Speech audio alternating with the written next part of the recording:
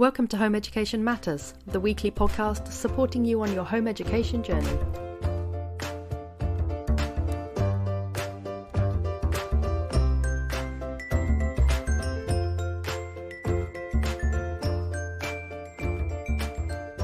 Hello and welcome to Home Education Matters. And today I'm joined by Andrea Gadsby, and we're going to be talking about how you move from becoming a mainstream teacher, branching into tuition, and perhaps thinking about becoming a one-to-one tutor or offering group classes. And perhaps you're also interested in finding out how you can work within the home education sector, how you can support home educated children, and how you can actually provide a really good quality service and do it successfully and run your own business successfully as a tutor. So I'm looking forward to talking to Andrea about that today. Hello, Andrea. It's very nice to have you with us.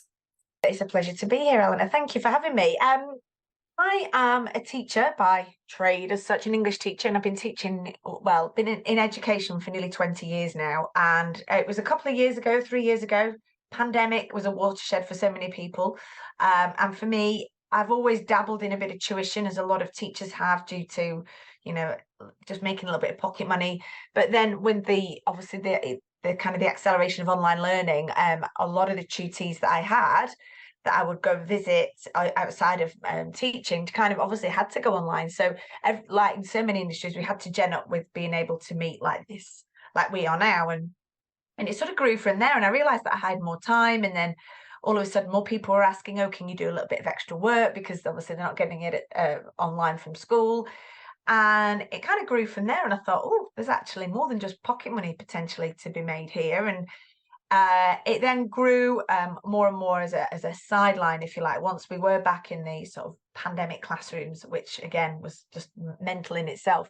And over a couple of years, it got to the point where I thought, oh, actually, I can start to perhaps do this and not teach as much. And so I gradually started to reduce my hours, and then started to network more and meet more people, and realized that the tuition space was growing, not just privately, but also with the advent then of the NTP and the catch-up tuition. And tuition's got a lot more of a spotlight and seen as a really viable addition and sometimes replacement with online schooling now for traditional teaching and learning. And so that's kind of how my path to where I am today with my own tuition business is where I am now. And it's sort of growing all the time. So in the last couple of years, it's just grown sort of quite exponentially, and I've really had to put the cap on it because of various other things that I have to do with my life, like sleep and eat and be a mum, and sort of working about how the best way to grow that business has been. And along the way, I've met a lot of other educators who are trying to do something similar but different in their own way. And it's no secret that a lot parallel to sort of my little journey has been, it's sad really, that the near collapse of what's happening in teaching, and a lot more teachers are trying to look at still wanting to be in education, but perhaps not in a very stressful, underappreciated, underpaid way that it is at the minute. So that's kind of been my journey in terms of where I am now with my tuition and how it's growing. But I've had to put a little bit of a cap on it because of certain issues that I'm sure that maybe any tutors listening to this might have, which is this whole issue of exchanging time for money, which tends to be the key barrier to either growth or development really of a tuition business. And I'm getting to the stage where I can't really keep transacting my time for money because there's a ceiling on how much I can earn and how much I can provide. And so the other part of what I do is now, when I wanted to get out of teaching as such and concentrate more on growing my business, I wanted more flexibility as well. And I now work as a consultant as part of my other sort of STEM to what I do. I work in supporting teaching and learning across a trust in Rochdale. You can probably hear the accent. I am from Greater Manchester. And so I'm working for a trust in Rochdale called the Watergrove Trust as a teaching and learning consultant, which has been fantastic. I've been working across secondary schools in the trust, helping to support teaching and learning improvements and developments, primarily from an English perspective, because that's obviously my background as an English teacher, but raising the profile of literacy across the trust, but also helping to develop middle leaders who are, as we know, overworked and stretched with, and some of them aren't very experienced, and almost acting as a mentor and a coach for improving teaching and learning developments across the schools. So I love being in schools still, doing what I do and dabbling still in a bit of teaching, and also doing my tuition and almost in a way winging it a little bit, because I wasn't sure if you'd have asked me this time last year when I was still kind of in the classroom, would I be not teaching? Would I have a tuition business that's growing to the point where I'm having to reevaluate what I do with it, and also have a role as a consultant? I would have gone, get out, no way. However, the downside, I suppose, to anybody listening to this who's in teaching or owns their own business, is that nothing is certain. And even though I've got some great tutees and I'm maxed out and I have a waiting list, I don't know if that's going to be the case next year. My consultancy role may not continue in its current form as it is next year. So there is kind of the hustle side and becoming comfortable with being uncomfortable that I've had to try and accept over the last sort of couple of years, with trying to take a different path. And I think that's probably the same for anybody who has their own business. It's nothing's ever certain. You're not salaried. You've just got to try and keep on going and trying to find your own sort of direction. And I think, that's kind of where I am at the minute, is always on the lookout for new opportunities, always looking out for ways to stimulate myself and use my expertise to support learners, young people, but also, adults in education, as well. So it's long-winded, but that's my journey so far. So you were a teacher and you left teaching because during the pandemic, you had all this opportunity to do online teaching and you thought, well, you know what, actually, there's a lot of flexibility here. And so now you've left teaching and you've gone all the way around to going back as a consultant into schools. So it's interesting, isn't it? Because I was a teacher, trained as a teacher, didn't do teaching for very long. And it was very hard. Teaching is very hard. And there does seem to be a lot of teachers since the pandemic who've become tutors. And do you think that it's primarily the flexibility? Do you think it's primarily the money, or do you think it's primarily not having to teach in a school? I don't think it's the money as such, because if anybody who is also a tutor will tell you that what I was saying at the start about the transaction of time for money means that unless you have a business model that really flies, and sometimes you're an agency, you've got multi-tutors, and there are all sorts of employability restrictions that have just come into force recently that makes that scaling really difficult for solopreneurs. The money is not amazing. It depends what you do with your business model. So I don't think that going into tuition thinking it's a panacea financially is a way for anybody to approach it. I think, like with teaching or with any endeavor, you have to have a purpose that drives you. And that purpose may well be because of the difficulty with teaching and people genuinely wanting to get out of the classroom, but still be an educator at heart. And I think that is really important. I think it's important that people ask themselves, why are they tutoring? And I speak to a lot of people that are new to it or considering it, but are scared in terms of the uncertainty that surrounds it. Educators are not business people, and there's a huge learning curve there to find out if you can be entrepreneurial, if you can work under your own steam beyond, planning lessons and managing departments. And also the other idea is not to be knee-jerk about it, because it won't work. And there are a lot of positives about being a public servant, being a teacher, in terms of being salaried, having a job that's consistent. However, I think for me, it's an attractive option because of the flexibility, but the tenacity and the hours that you need to be able to work are no different to teaching. In fact, I would say sometimes they're longer, because how do I switch off in my little cave here? And sort of my kids now teenagers, and they're sort of downstairs in their own little, bedroom postcodes doing whatever it is the teenagers do. And so it's easy enough for me to be up here working, particularly as I'm a single parent as well. So other than my dog, there's not really much else that I could do. And it's very easy to fall into that idea of constantly working, but in a comfortable environment. And so the exhaustion of teaching, I really needed to leave the being in it for so long. I don't get that tightness in my chest to the same extent. I stress and I worry, but in terms of the physical stress of teaching, the myriad of energy demands and responsibility and emotional demands are just not there. And that is something I would really, I think, struggle to go back to. And when I do work directly with middle leaders and classroom teachers, I feel their stress when I have my coaching conversations with them. I feel their worries and their demands, and it is really, really difficult to sort of witness that and be part of a even on the periphery of a system that really is not the one that I joined 20 years ago.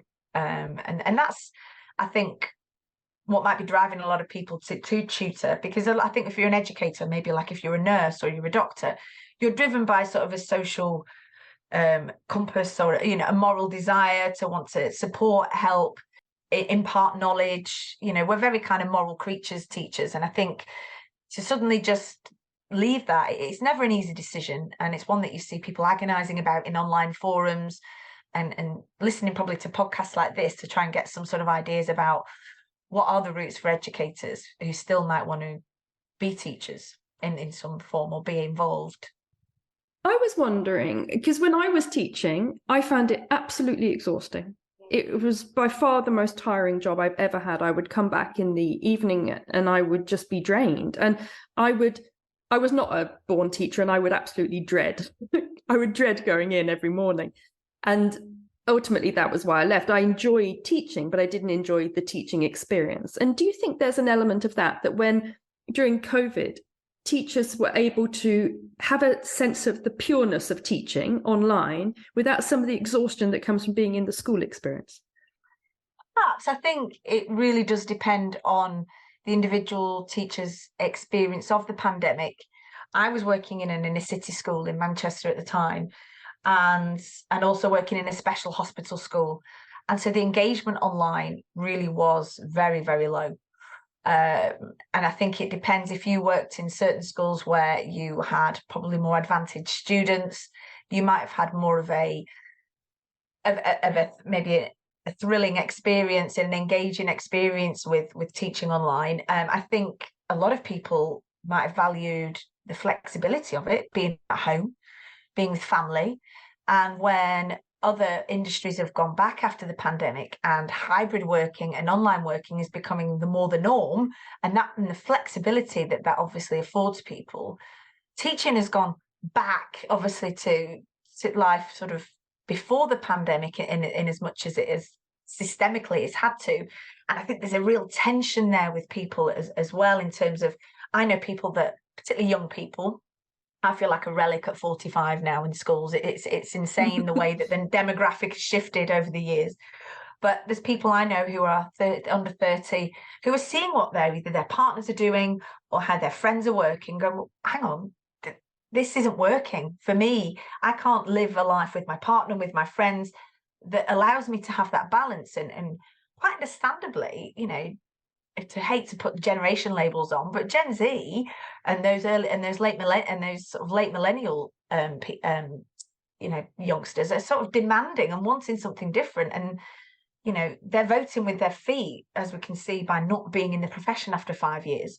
And so what we then come back to is this systemic impotence, as I call it, where the whole monolith of education, it's just impossible to move at the minute, and whereas others are more agile, other industries are more agile, and they've responded to the digital age that we're now in, and obviously the rapid catalyst that COVID was with getting us to that point, and they can bob and weave, and employees can move. And I think my generation really still are hard workers, like to be in the office. I've got friends of mine who work in industries where they're like, just get in, we want to be in as well. But we've got to work with the playing field that we're on, and there's lots of different people with different needs. And certainly as a single parent, that was a huge driver for me to want to do what I do and be around my children, because as you said, it's exhausting. I'd come home, and I remember sort of 10 years ago, 5 years ago, and thinking, when my children were small, still as a single parent, going, I'm done. I can't give anymore. I've got nothing to give my own children, but I was exhausted giving to other people's children, giving to my own children, and the cup was empty. And they were tough years. And when the pandemic hit, as you said, there was a watershed moment for a lot of people to consider what their options were. I, like many, didn't want to go back to that. And so I started thinking about my children are getting older. What happens when they leave home? What are my options? What can I do? And started to put in, I suppose, an exit strategy to do something different of mainstream education. And going part-time was part of that.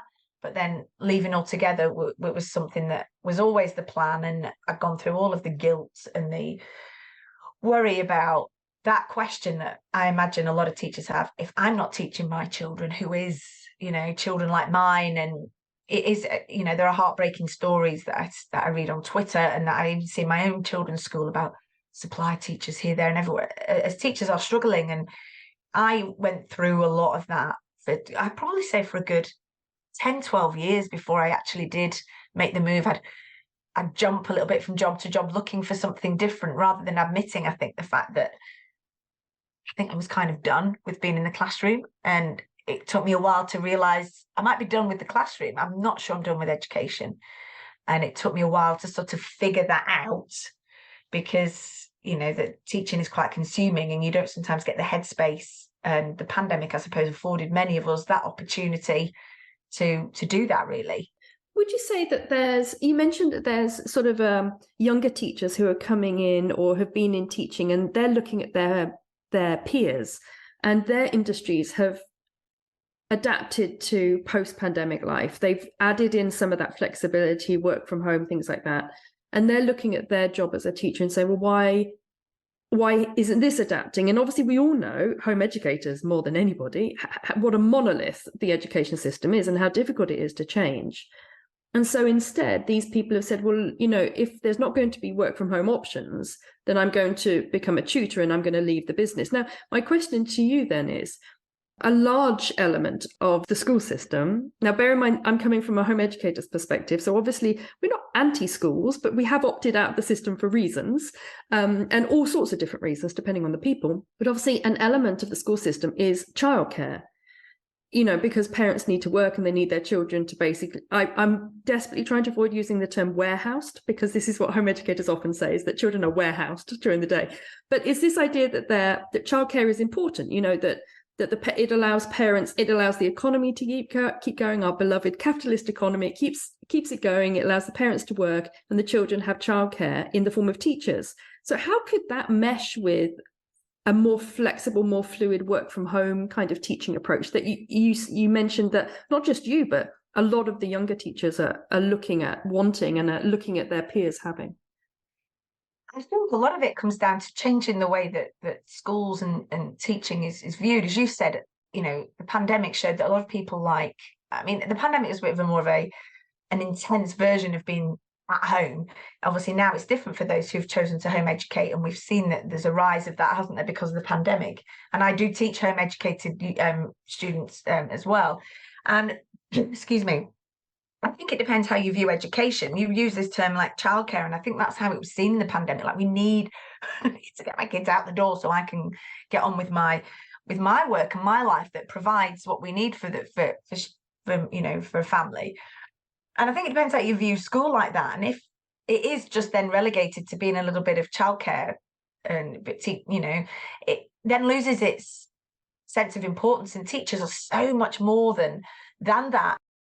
And so, education in itself needs to be rethought of then, because if that's all that many parents see it as the warehousing of children so that we can move on, then school becomes obsolete in terms of what essentially a lot of teachers would like it to be, which is, standing and learning with young people and helping them to navigate the world ahead, and to give them the knowledge and the skills and the confidence to be able to do that. And I'm not even mentioning exams there, because I think that is a completely other can of worms that needs to be talked about another time.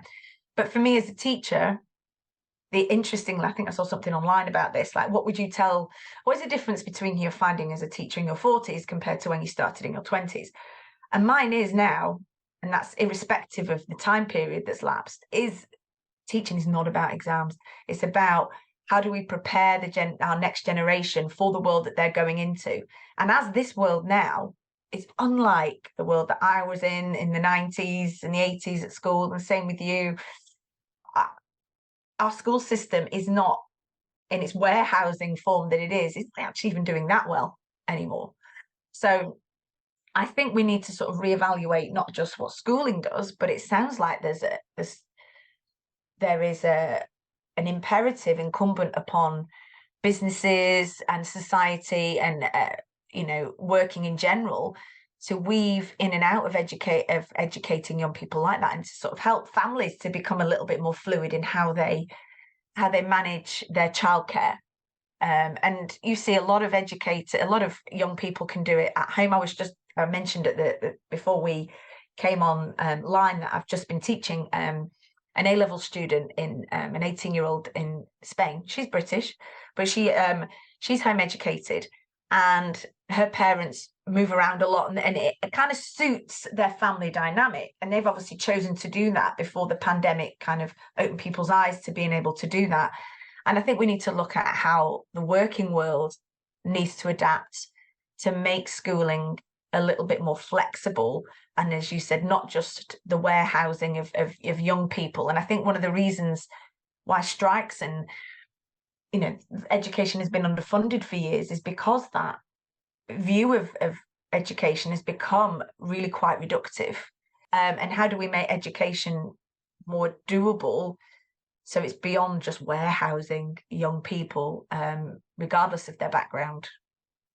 I think one thing that is really interesting is that there's no doubt that the education system hasn't changed for many years, and society is changing, and very rapidly. And partly society always goes through these periods of sort of revolution and then nothing. I think it was Thomas Kuhn or somebody who sort of came up with that cyclical revolutionary idea. And there's no doubt that we're currently in one because the pandemic has kind of forced one. And the education system, along with the NHS, are these two big sort of government-led organizations that are very slow to adapt. And so I'm guessing from your perspective, you just said, you know what, if you're not going to adapt quickly enough for me, I'm out. Now, you mentioned that took you a long time to come to that decision, and there was a lot of guilt and I'm guessing a lot of internal discussion about what works and what wouldn't work for you. But how did you, for anyone who's listening who's maybe a teacher and is thinking about moving into tutoring, or just started as a tutor perhaps, or perhaps doing part-time as you mentioned, are there any sort of words of reassurance that you could give them about that decision? Because it is such a big move, isn't it, from the school system where it's this salaried job, job for life kind of idea, and also there's a real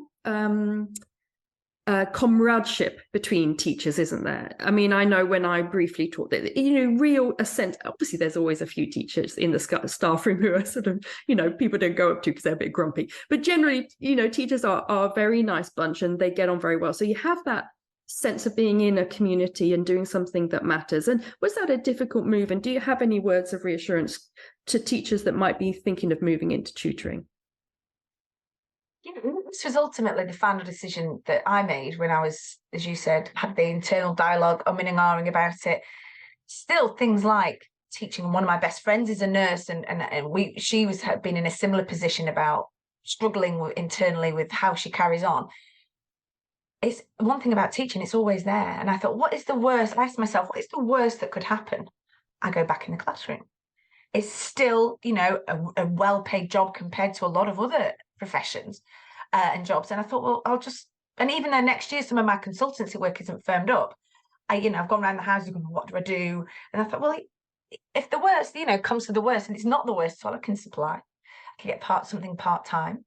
And I think that is the key thing, is to look at what your bottom line is. What is it that I need to survive? And I think because of teaching has become something that you take that salary for granted, and we live in maybe a prospect where people aren't always perhaps budgeting and worrying about where this comes and that comes. That's been a really new thing for me, is to think about, for example, if my consultancy doesn't pick up for next year, what have I earned this year? What salary have I given myself? Have I got a cushion for next year? What is next year looking like? And it's a very different way of viewing your life when you are the sole provider of what you earn and it's not coming in in form of a salary every month. So I think there's a bit of a mindset shift that perhaps teachers need to think about in terms of, okay, what do I need to survive on? If I do that, what can I cut back on? What is it that I need to do to make sure that I can leave the job? And have it, as I said, have an exit strategy. I had that. My exit strategy at the minute, it might be an entry strategy again if I have to go back in, but it was always based on that. And that actually made the teaching easier for me, knowing that I had a plan and I felt like I was in control of what I was doing. And it is often hard because, as I know with some of my ex-colleagues still, how do you get the brain space sometimes to even think about doing that, and to keep coming off the treadmill for 5 minutes to think about what my future might look like? But it was always, I'll just go back in. And in terms of your second point about missing the staff room, yes, but there are so many connections online and networks online that I have made with fellow tutors, fellow educators, fellow consultants that are actually probably more inspirational than a lot of the teachers I work with, purely because the wide variety of endeavours that they're doing within education and the passion that they have, that sadly in education is a little bit lacking at the minute because of things like the overworked, underpaid, sort of quite negative vibes, if you like, that appear to be circulating around schools at the minute. And so I find that the virtual staff room, if you like, around with other educators is really, really inspiring, and seeing what other people in tuition are doing, see in other subjects, seeing what other educators are doing with their expertise, and knowing that in that sense, again, the sky's the limit in terms of, well, what can I bring to that space? And having the confidence to feel that you can do that, which unfortunately for a lot of teachers is not the case. It is a confidence and an entrapment, excuse me, idea. And I think certainly with people that have been doing tuition and home education for a long time, there's a certain comfort that they can provide, and that not, this isn't really for me, it's for people like yourselves who have been home educating for a long time. Like, this is the groundswell, this is the thing that you've always realized, and that pandemics offered you almost like an explosion in opportunities to grow what you've already got. And I am really enjoying getting to know more home educators and seeing the more myriad of people that are entertaining it, and wanting to do it. And as an aside, if I could do it, particularly with my son in year 8, I would do it in a heartbeat. And a really good friend of mine did it with her children.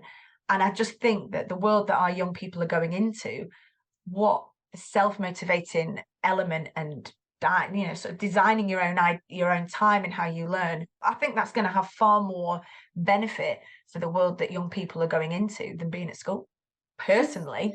And that's having seen, being somebody that's been in that, that warehouse, if you like, for years. I'd say, God, if people can do it and they can manage it, and they can alter their own lives around it as parents, and they can afford to do it, I'd be like, I would love to put my son in that scenario where he can educate himself or be stimulated to do things by himself. As I saw with the A-level student I was just talking about that I had before this session, our chat now, she's turned around some A-level coursework in 3 weeks, doing it all herself, talking with me. It's very much been a self-motivated element that she's done, and she's not been fazed by it. Whereas students that I see at school would take months. Is that the main difference you find between teaching home educated students and teaching in a school? Is that sort of autonomous, self-motivated learning? Yeah. Or are there other differences as well? There are some, but I would say the level of engagement and self-efficacy that home educated learners have is the key marker of difference between them and those that you see at school that are just sort of dragged along as little unwilling almost automons into classroom learning. The level of engagement is down across the country in all schools, not just necessarily the inner city schools, even in sort of traditionally middle class schools. My children don't like school. I'm quite happy to sort of say that. They've got a mother who's an educator. We've got a nice life, and I support them as well as I can.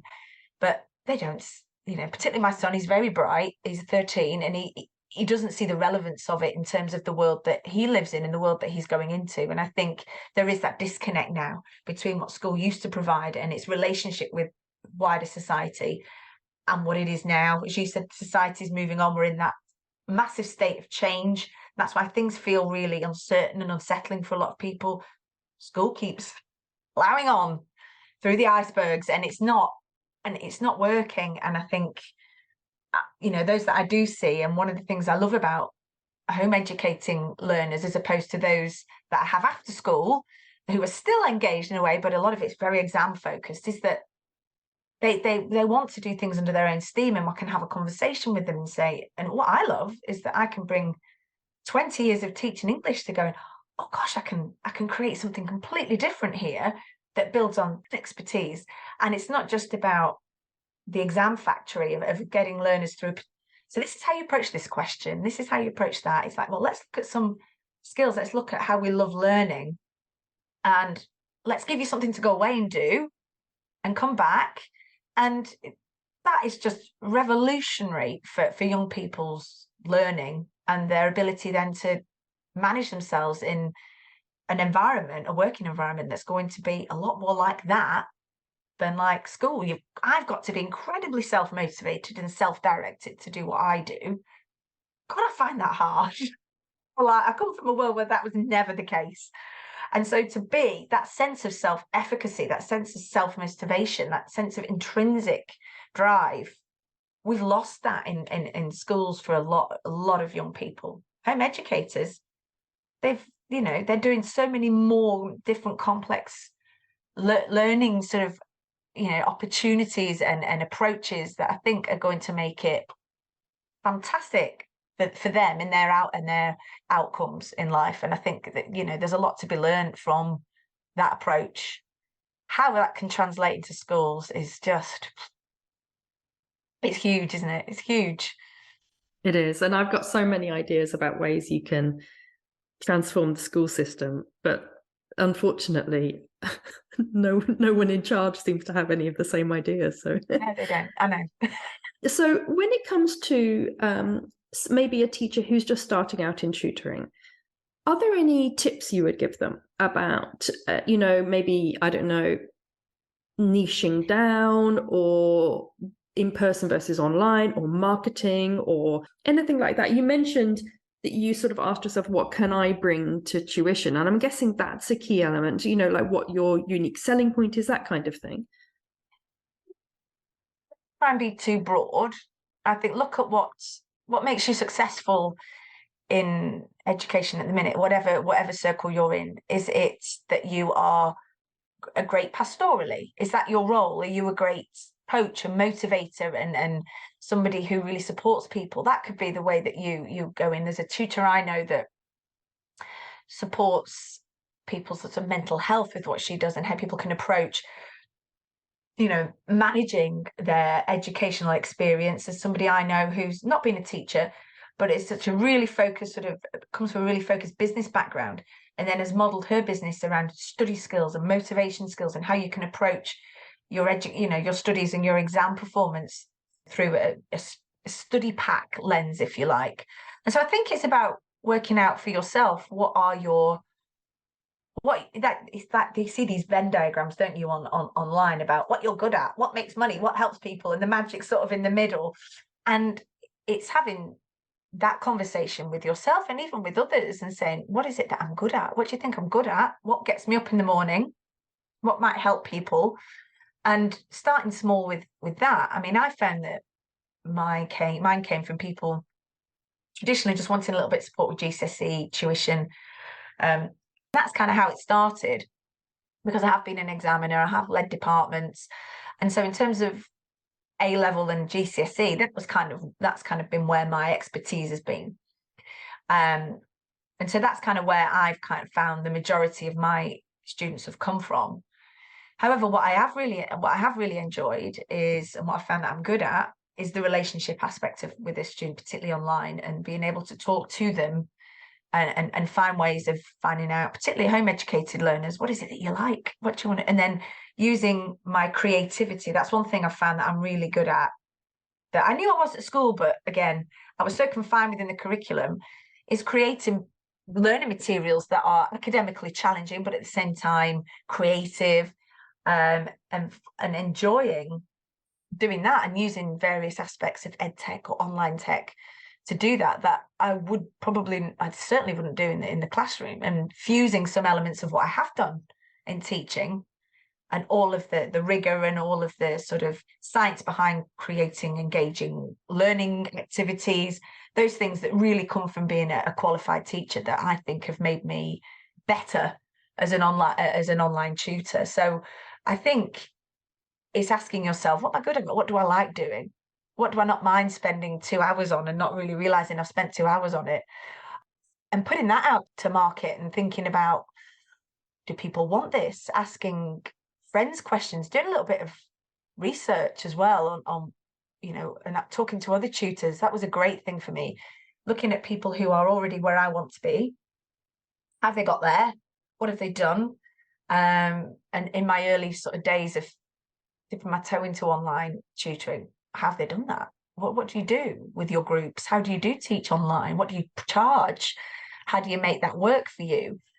Right down to how do you manage your days? How do you market? And speaking to a few tutor coaches has been really useful for that as well, who certainly help me with the business aspect of it, sort of how to run all of this. The teaching I can do.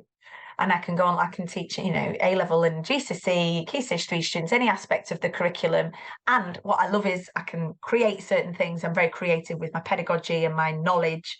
But then it was like, how do I make this into something that keeps the lights on and helps me to sort of keep going and keep getting the students? And that's where I needed a little bit of help, and still do. And looking at people who are successful, who are, again, ahead of where I want to be. How do you do that?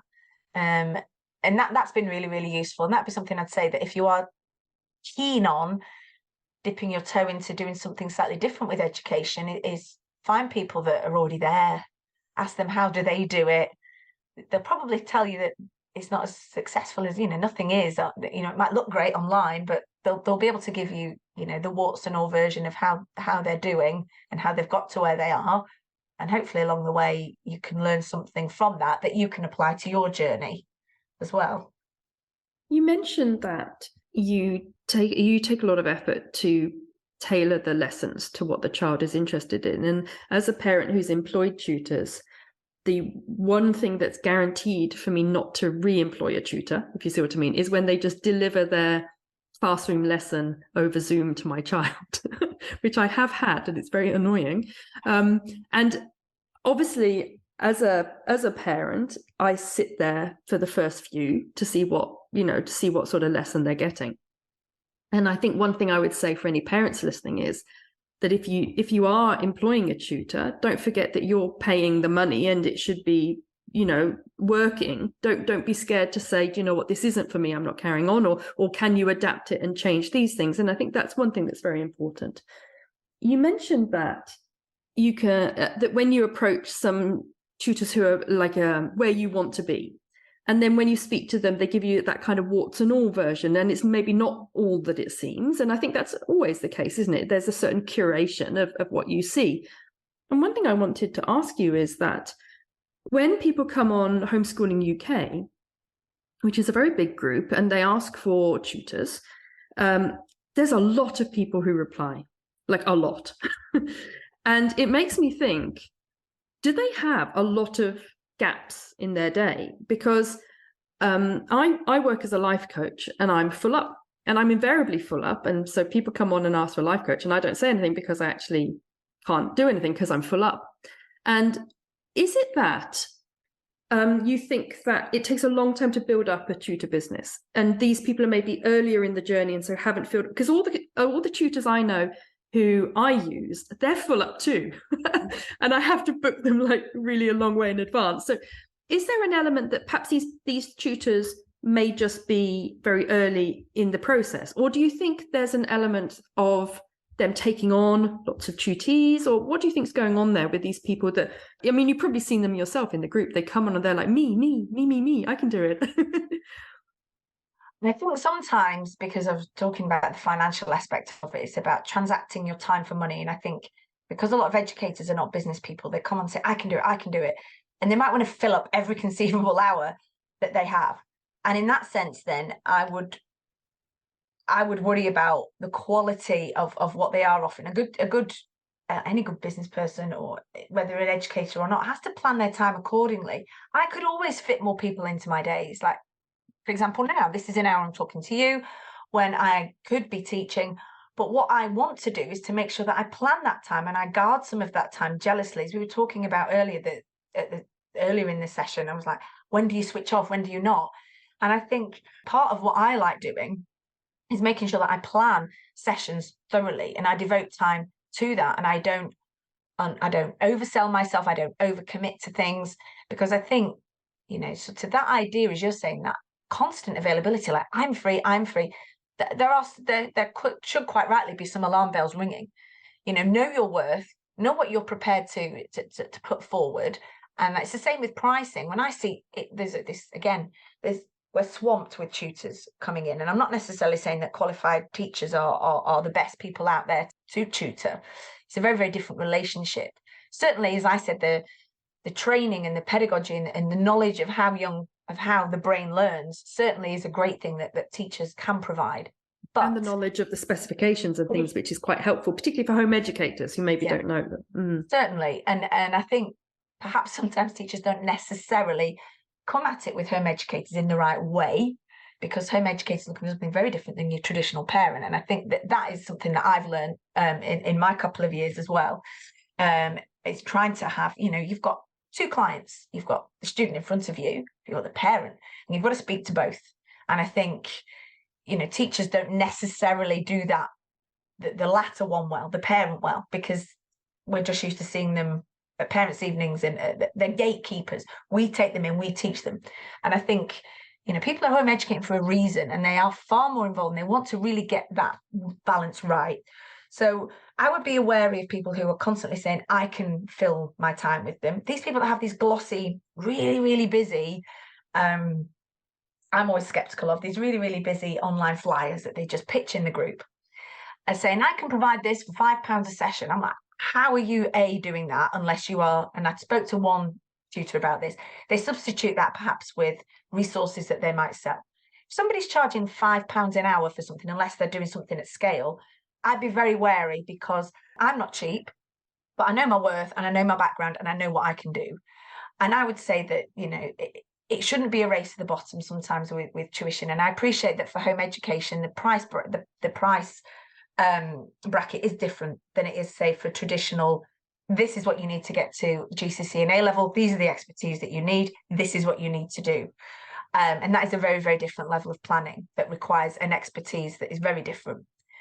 But at the same time, home educators still want to go on a progressive learning journey. And what I find is that, as somebody who browses as an educator as well, I'm more persuaded by the journey that somebody says that they can provide your child, the learning journey, the progress, the outcomes, not in terms of a traditional, grade, but what skills and knowledge are we going to be learning? One thing I struggle with a lot of tutors is they tutor from lesson to lesson.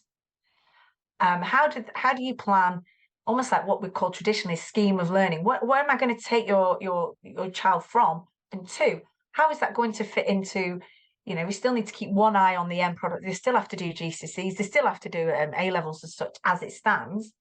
And so how am I fitting in with that knowledge of the national curriculum and the skills that, whether we like it or not, the national curriculum still give us skills that we want our young people to have in many respects. So I'm more interested in the learning journey than the glossy flyer, like I can provide this for £5 an hour, or I've got this space. I'd want to have a chat with a tutor about those questions I would want a parent to ask. So what skills are involved? What are you going to do with my child? How are you going to engage them? What do you, if I pay for a 6-week block, what they're going to be getting by the end of it? How they're going to be moving forward in their learning, whether it be academic or whether it be engagement. Being an educator is about having a journey as well, and a plan of progression. And that's what learning is all about, is about students being able to see themselves learning and building and enjoying what they're doing. rather than just filling an empty vessel sort of every week with something that seems cheap and disjointed. My experience of doing some tutor and teacher training is teaching tutors how to do that, how to provide, for want of a better phrase, a course. How do I provide some learning that students feel that they're progressing, they're getting something out of week in, week out, and they can see that, oh, next week we'll be doing this, and it's going to build on this, or you're going to come and present this to me because that's part of, you know, the grand plan that I have, that I've communicated to a parent. So buy in, I would say to parents, buy into that. And as you said, sit in with them. You're paying for it. I'm staggered. I mean, because I've come recommended from a lot of parents, and I have got qualified teacher status, a lot of them are just happy for me to go with it. Whereas, you know, sometimes with the home educated parents, I've had some great conversations about what is it you want. Right, so you don't want that. I'll often say, what do you not want? Rather than what do you do want? I don't want it to be an automated rehash of a lesson, as you're saying. I don't want it to look like this. Right. And having that dialogue, I give free 20-minute consultations for a parent that wants to come on and just have a chat. I'm thinking about tutoring, particularly for home ed. It's like you're jumping off a cliff with your children, going, I know I want to do this. I'm not quite sure how. I want to make sure I get the right people. You know, if people say they're free, I'd be like, free for a conversation, yes. And then work out, am I right for you? Are you right for me? And then that's the best place to start, I would say, rather than, here's a fancy flyer I can do, you know, writing for £5 an hour. I'm like, what does that, you know, what does that look like? One thing I would say as well from a home educating parent perspective is that I think it's much better to have a good tutor twice a month than a bad tutor weekly, because as a home educator, you're fairly used to sort of being more involved with your child's workload. So for me, I have a couple of what I consider to be very expensive tutors, and I just use them less often. And then in between it, I say, just set me a bit more work and we'll do it. I'll do it with my child. And that works out really cost efficient for me, but also they're getting really high tuition every couple of weeks. So in actual fact, I'd much rather have somebody that charges £60 an hour, you know, once every, say, 3 weeks, than somebody who charges £5 an hour every week, because £5 an hour, I mean, what are you going to get, really? Oh, you're for £60 as well. Absolutely right. Is that holistic 2-week experience that they're getting that comes from somebody who is a skilled educator. So you almost facilitate the knowledge, and you say, right, this is what I'd like you to do. I'd like to spend half an hour on this. Think about doing this. And then almost I have a conversation with them about, how do you want to take this forward then? This is my idea. This is what I'd like with the A-level student today. Obviously, it's a lot more exams focused, but I'm saying we need to think about running the race now, and thinking about, now we've planned this lesson together, plan this essay together. You know, what would you like to do before our next session? How do you think we want to plan it? And then we can say, yeah. And then they might say, well, I need to plan this. Yes, break it down, try this, because I know you like working diagrammatically. Should we try it this way? And then I help to give them a plan of action, if you like, that's tight but loose, so they can go away and do that. And then I say, check in with me next week, send me anything that you want me to have a look at. And so if you are charging, as you said, if somebody is charging £60 for that, it's not that hour. It's the exactly. 2 weeks of supported learning from the wings that you are providing for that family. And actually, I think that's really important for the home educated parents as well, to have that crutch to go, oh, yeah, I really enjoy what you're doing there. Yeah, do you remember Andrea said this, and we can do that? And then you can report back after a week and go, I didn't really like that. I didn't really get that activity. And then part of what I would be doing is part of that £60 an hour. Go, okay, hang on, stay with me. I'll go back. I'll rehash. We'll come back with something else. So I think it's the agility that you pay for, and the holistic experience of maybe a couple of weeks gap than let's practice sentence writing for £5 an hour, or let's do some, let's plan a story. That those big, huge, they don't, in my opinion, I don't think there's much learning that's happening there, not just from an academic perspective, but from as you were saying, a self-efficacy work with the child and with the parent that helps them to get from A to B over 2 weeks, that they're going to learn so much more about themselves and the subject they're doing in that time. But then there's not, as you said, there's not one way to skin a cat with home education. Some people I've got one student in Singapore who likes that regularity. and the mum wants me online quite a lot with their student to help them support that, and is very specific about what they would like. And I think a good educator can bob and weave between the two. And I think that, again, that's where the conversation comes with the parent. What is it you want out of your home education experience, rather than the teacher saying, this is what I think I can do, and this is, and so you might have that conversation with me and think, don't like this person, way too prescriptive, not for me, thanks very much. Or I'll give it a go, and then go, this isn't for me. And if you're a good educator, you don't take it personally. I've had learners that have started with me who have gone, yeah, and particularly an A-level student, and A-level's my specialism as well. And I remember at a time going, don't they want to be with me? These people do. But it's not for everyone. And I think that's the idea, is about being humble with your craft as well, and thinking, this might not be for you, but we'll give it a go. Is there an element of needing to get feedback as well? So maybe if there's tutors listening and they're finding that their tutees are dropping out, is there an element of sort of asking for feedback, sort of saying what didn't work for you, and then being adaptable and changing? Regardless of what you're doing, when you're in a customer-facing, client-facing role with things like that, in any industry, you want feedback, and you want it to be consistent and continual. I often say to parents in emails that I send, whether it be half-termly or whatever they want, how are you getting on? It's great to know what you're doing. How are you finding it? What's your child saying when they end the call? Are they happy? And not just for a review perspective, because sometimes it's great then, because someone will say something and I'll go, can I have that for a review? But they'll just say they're liking this, but they're not particularly liking that aspect. And I'll go, right, how can I fit that in? And I just think, rather than feedback, I think it's dialogue.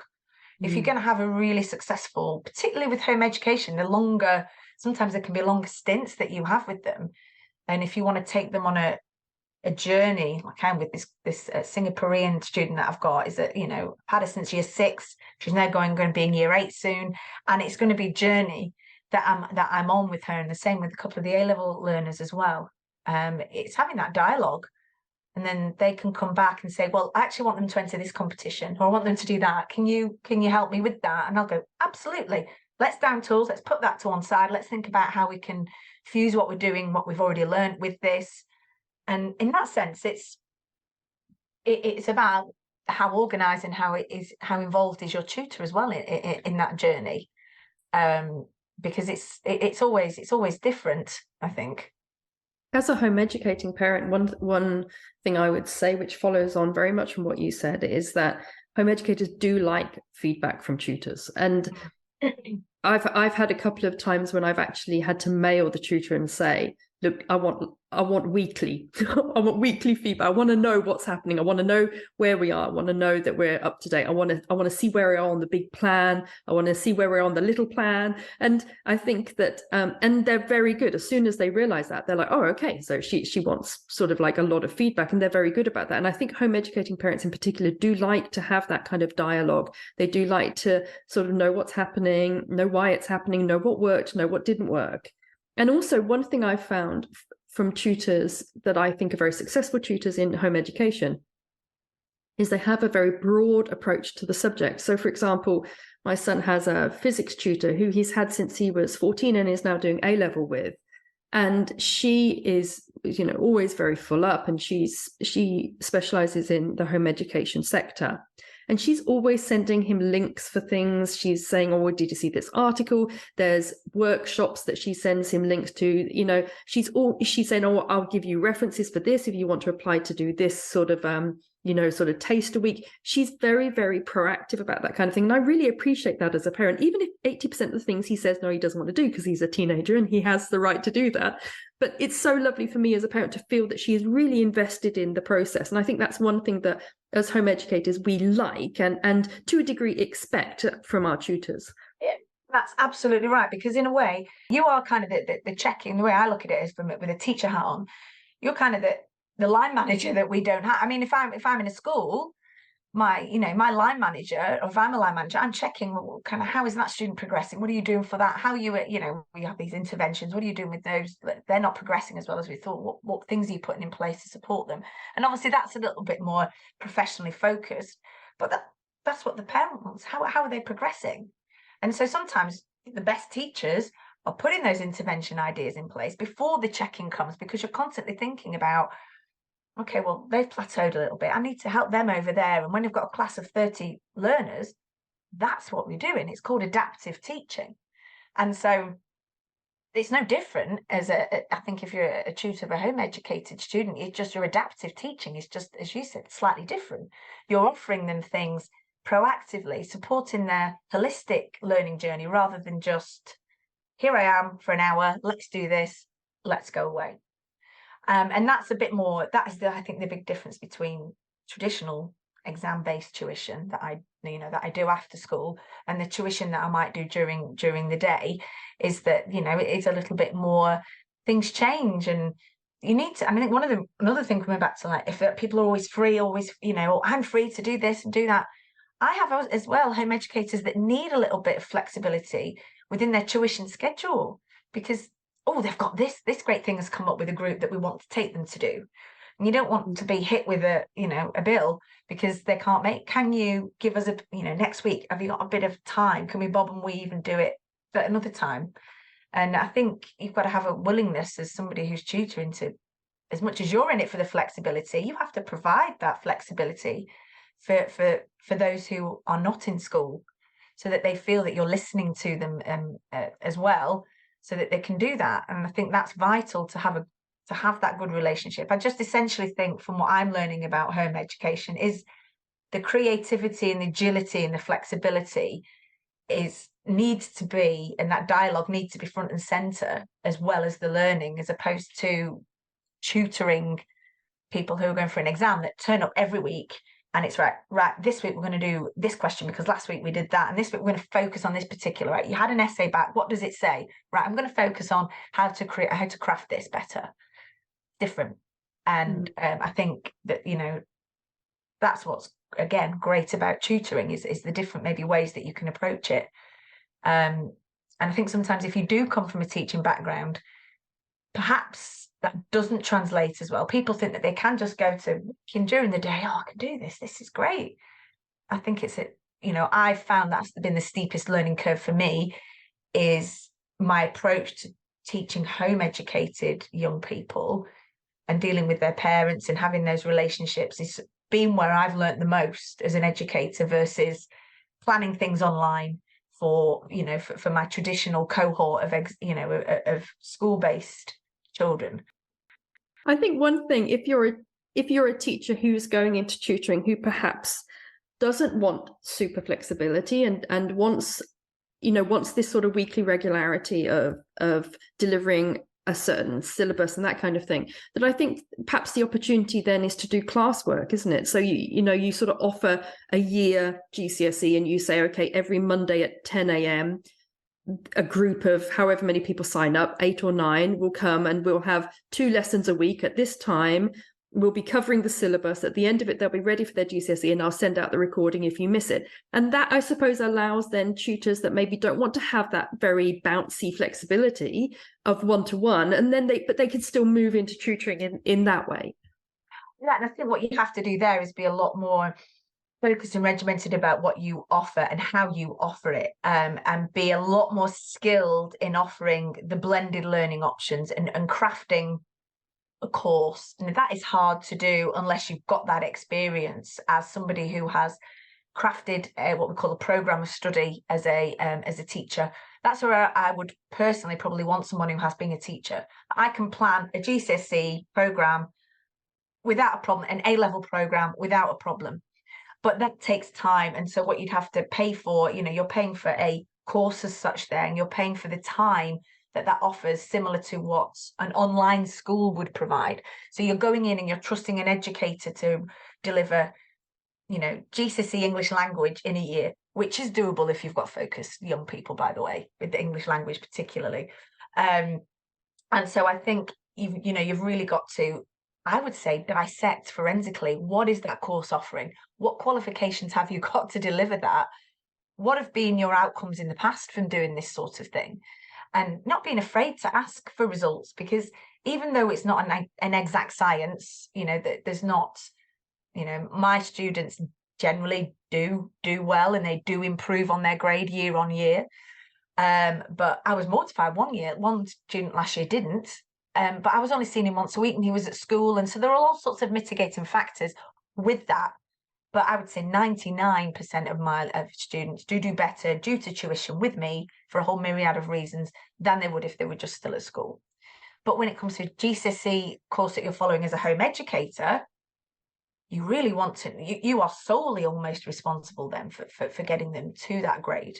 And I think that requires a very different kind of perspective and planning, and one that I think if you're coming straight from the classroom, I would say you would need time to do.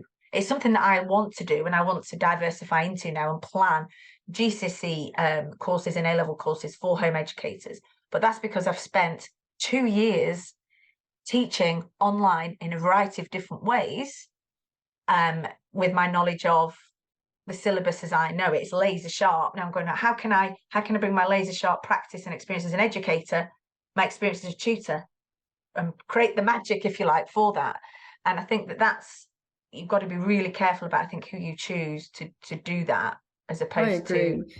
I think there's always an element as well of looking for reviews and asking other home educators who they recommend. And again, that will take time to build up your reputation there. One thing about obviously offering a course is that it would be to a specific specification. Would you recommend for new tutors that they focus on their one particular subject? Would you recommend they focus on a particular specification? So, for example, you do English. I'm guessing you do English language, English literature. I'm guessing you do all the specifications, because obviously home educators, our children tend to sit different specifications than schooled children. So would you say that it's useful to niche down to very specific specifications, or do you think there's benefit to being quite broad when you're a one-to-one tutor? It's the latter, because if you're a great educator and you've got the experience, ultimately knowing all of the specifications and the overview of the GCSE as I do, the assessment objectives are all the same. There are, 6 assessment objectives, regardless of which board you do: EduCaS, AQA, EdExcel, OCR. The IGCSE is slightly different. But, I was going to say Cambridge is different, is it? It is. The IGCSE is different.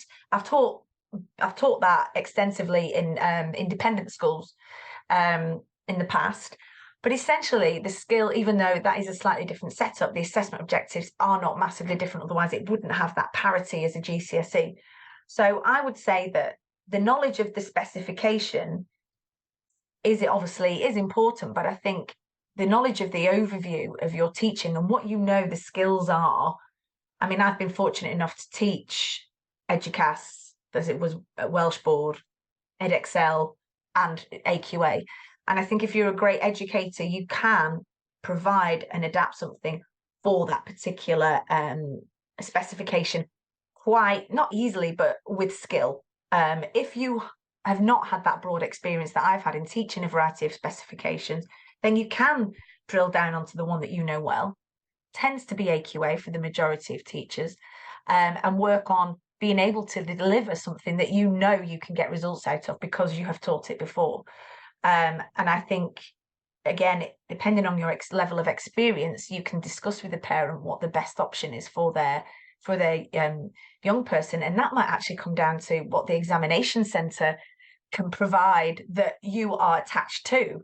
And so there are lots of mitigating factors, but I think if you're fairly new and your experience of specifications is limited, stick to what you know. It's a constant bane of the admin in homeschooling UK that we get a lot of tutors advertising English language GCSE, because obviously the 99.9% of home educators do the IGCSE because it doesn't have a spoken component.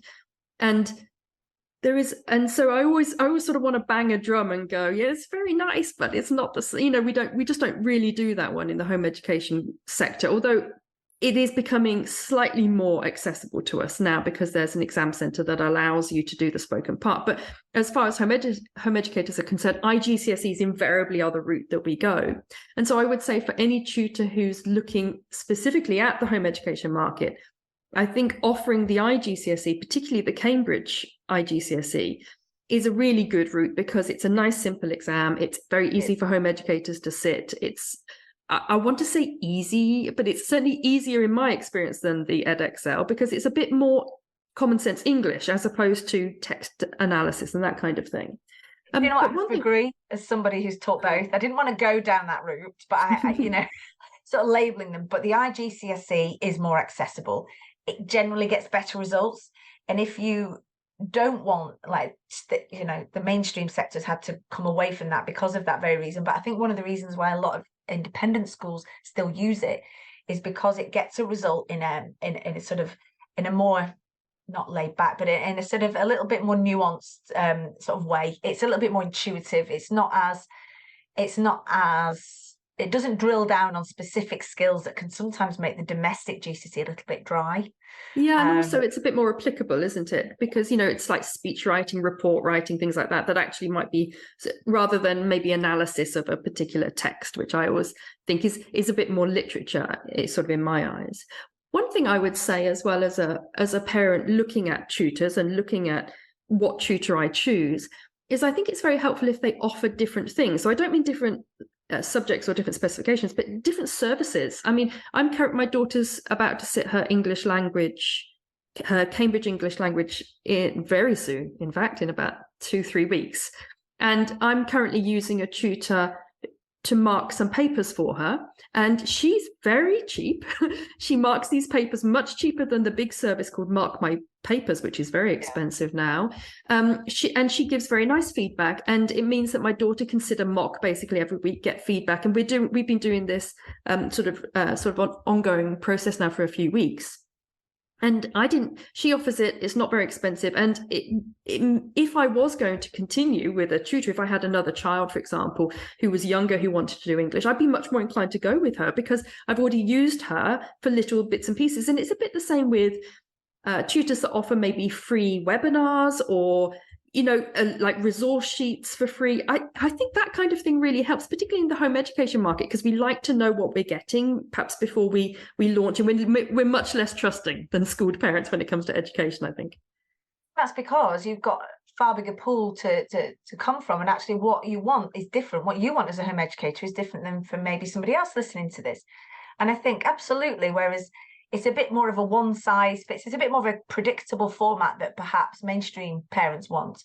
And I think also coming back to the questions you're asking about teachers going into tuition, what is it that they want to do?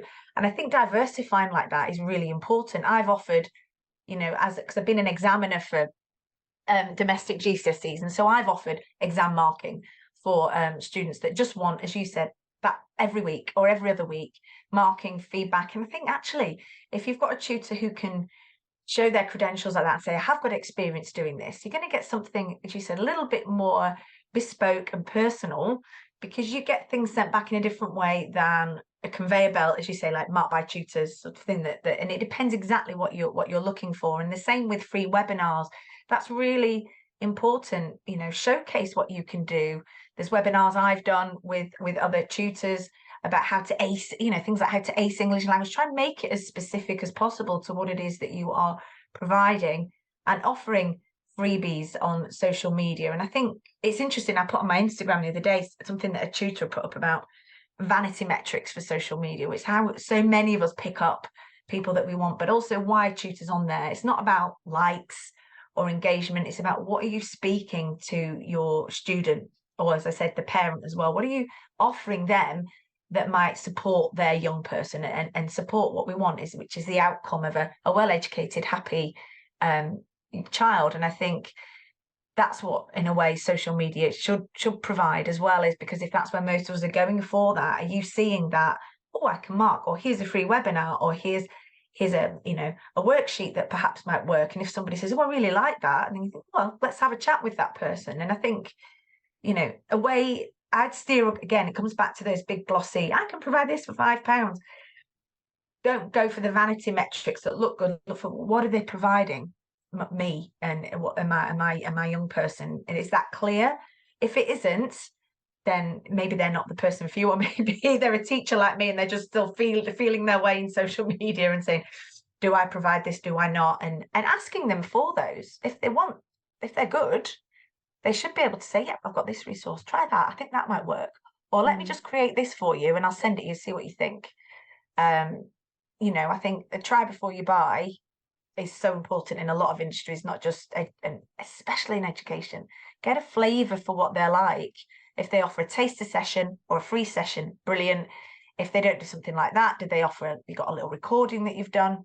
Yes. And if someone's saying, oh, I'm not going to do anything like that, then maybe they're not for you. I think that's very helpful. And I think there's a certain empowerment I think the more parents realize that they're able to ask these questions and they're able to expect these things, that they can feel more empowered and more involved in their child's education journey, which is the whole point of home education. So I have two final questions for you, a slightly tricky one and a very easy one.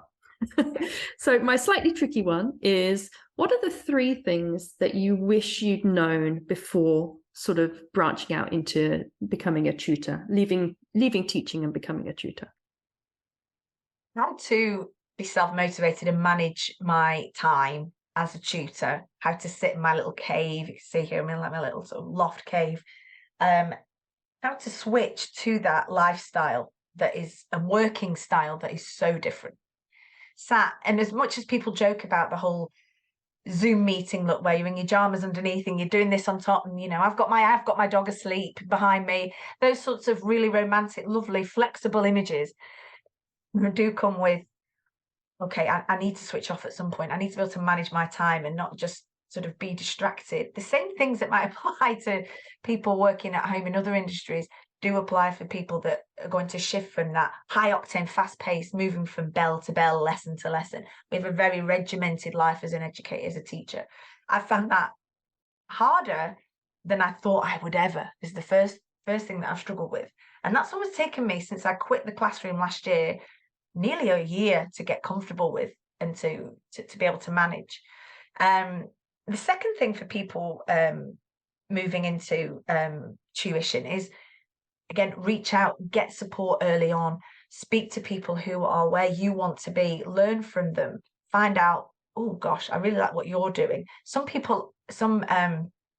tutor coaches offer some fantastic sort of business development models where you can come in every week, you can speak to somebody, and you can sort of join groups of tutors that are all trying to sort of find their way, particularly if they are teachers going into business. You need that support with that aspect of going it alone. That'd be the second thing. And the third idea is confidence and be creative. I've not mentioned half the things really that I do and that I offer. Sometimes they've been on the back of what you said, like, oh yeah, I do offer marking. Oh yeah, I have done a webinar. Oh yes, I am planning a course, a GCSE course. And I think it is, be creative. Don't kill yourself. Again, it comes back to point one, switch off. But you are out of the classroom now. So think about, what is it that you do well? What is it that you want to do? And try and craft time into your days to not necessarily fill it with, I'm here for a slot, and think about, what kind of educator do I want to be? How do I, what do I want to do? And, really spend time on yourself, because you might be a bit bruised leaving education. Teachers are, and I think it's giving yourself time to think about the kind of educator you want to be now, and what you think you can offer. And I'm still humbled and massively surprised by people that say, that webinar was amazing, thank you. And I'm just like, well, I'm just doing what I love doing.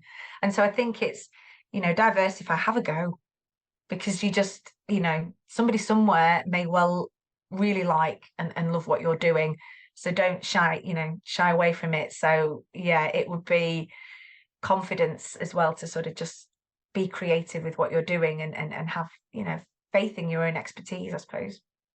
In home education, we have a process called deschooling, which is when, have you heard of it? It's when you take the child out and both you and as a parent and also the child, you take time and you just kind of try to, it's almost like you shampoo out the school system and approach education differently. And it sounds to me like you're sort of saying that actually teachers, when they become tutors, sort of perhaps need to go through a deschooling process as well.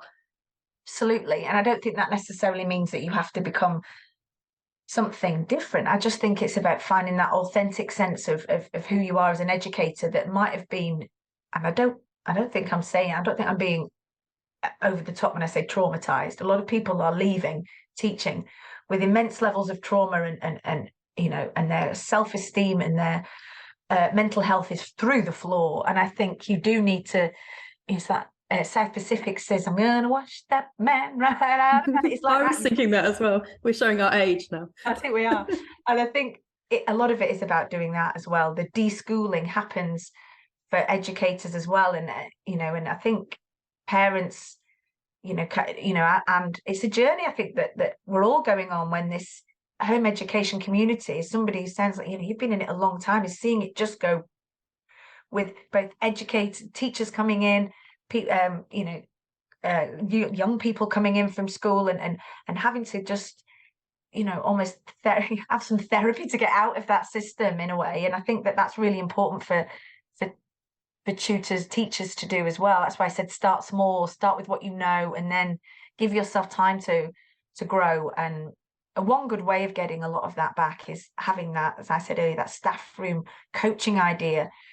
My virtual door is always open to anybody that wants to have a chat with me, be it even a home educator. Like, I don't really know where to go next with teaching. What would you teaching my young person English, or what is it that you might recommend? Knowing that there is no obligation just because you talk to me that I'm going to say, well, actually, do my course or do this. I think it's educators as well need to have that opportunity. Just put your hand up and say, can I have a chat about this? And I think that that's really important for teachers crossing out of teaching. I think that leads me really nicely onto my final question, which is the easy one, which is, where can any of our listeners find you if they want to get in touch? Maybe they're home educating and they're a bit stuck on English, or maybe they're teachers who are wanting to move into becoming a tutor, or maybe they're already a tutor and are looking to sort of branch more into the home education sector. Where can any of our listeners find you on social media or websites or whatever? The website one is a good question, and that's been in construction for about a year, just purely because of what I was saying earlier about how do you find the time as a solopreneur to do it all. But it is something that is coming.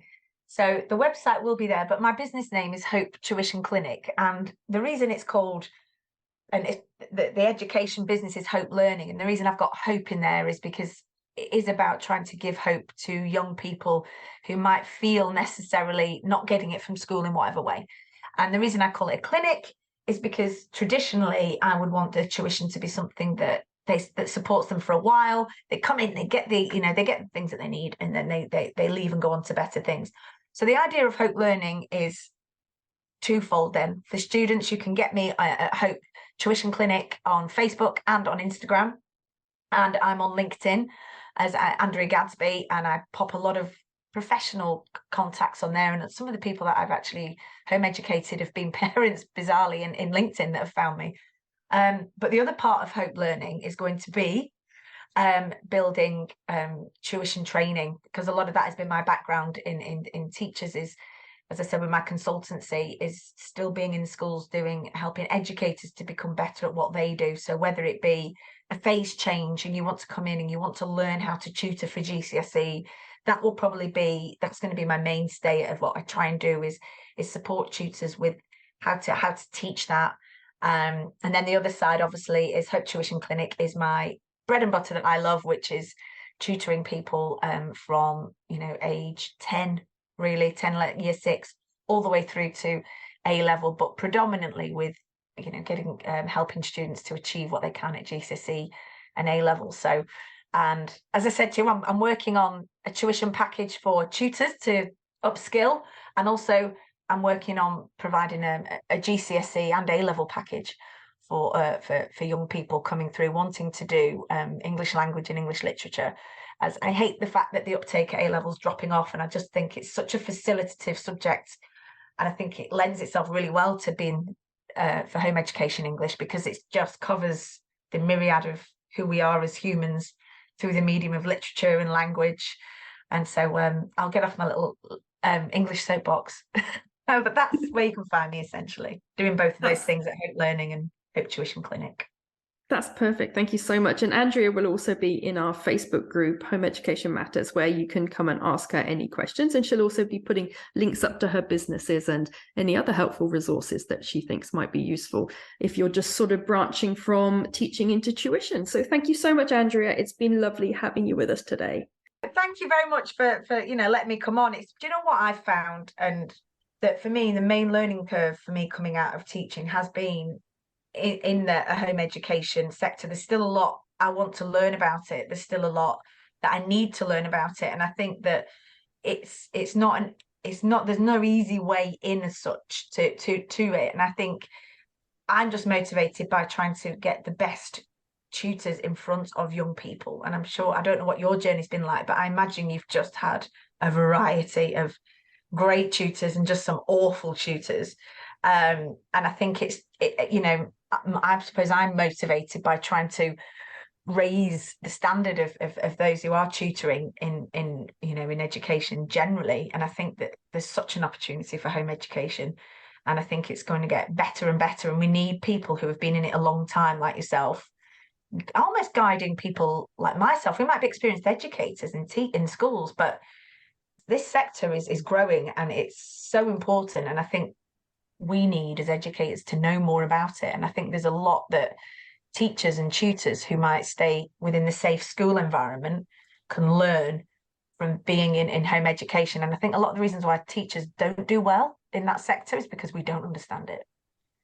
There's a lot of gatekeeping in home education, which means that for a lot of people, sort of old school home educators who've been doing it a long time, there's a lot of suspicion and doubt about people's intentions when they come into the home education sector, that they see us as some sort of cash cow, that they're going to sort of that they're just here to get money from us. I've actually worked with some tutors very briefly who didn't even seem to like home educators. They seemed to think that we were sort of very suspicious of us. And I think there's that for many years there was a mutual suspicion between teachers and home educators. And I think the home education sector there are still people in our group who are very suspicious about tutors, and who are very suspicious even about this kind of thing, this podcast today.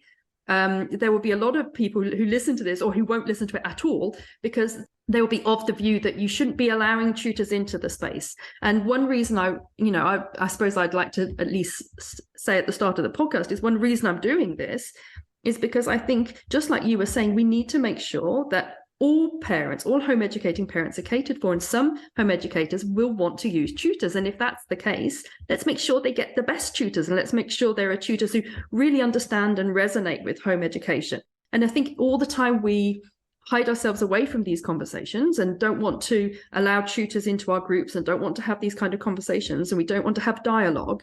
What we're doing is we're actually making it harder to make sure that those home educators who do want to use tutors can find the right ones and can find the ones that are really of high quality. So that's one reason I really want to do this podcast today, is to enable us to have this dialogue and to be open and say, look, some people want to use tutors. How can we make sure that they're the best tutors for the home educators?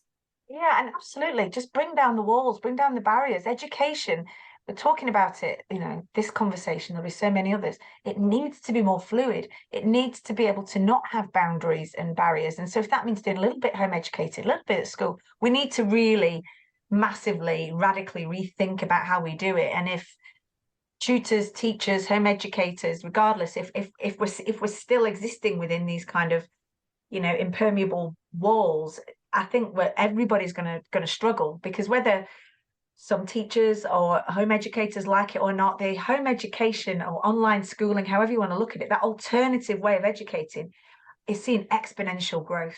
And so we want to make sure that we've got the right people, regardless of background, are in that space and shaping it in the best way possible. So, I'm sort of quite humble about that. I'm just like, I want to learn because I want to be the best educator I can be. I think there's more than one way to do it. And I think let's just get as many people as you say involved in these conversations, in these spaces, to be able to think about breaking down those walls. So whatever you're trying to do here is, I think, only going to help with that. And if people don't want to listen to it, then it doesn't matter, does it? They don't listen to the one we did called Call It What You Want, which was all about the 26. Well, we found 26 different approaches to home education, and they had the most amazing names. Some that I'd never even heard of. So there's a podcast for everybody, and I think that's it very much when it comes to home education, is that there are home educators who choose it because of ideology. There's home educators that choose it because, well, that don't choose it, that have it forced upon them. And we want a podcast that has episodes for everybody, I suppose.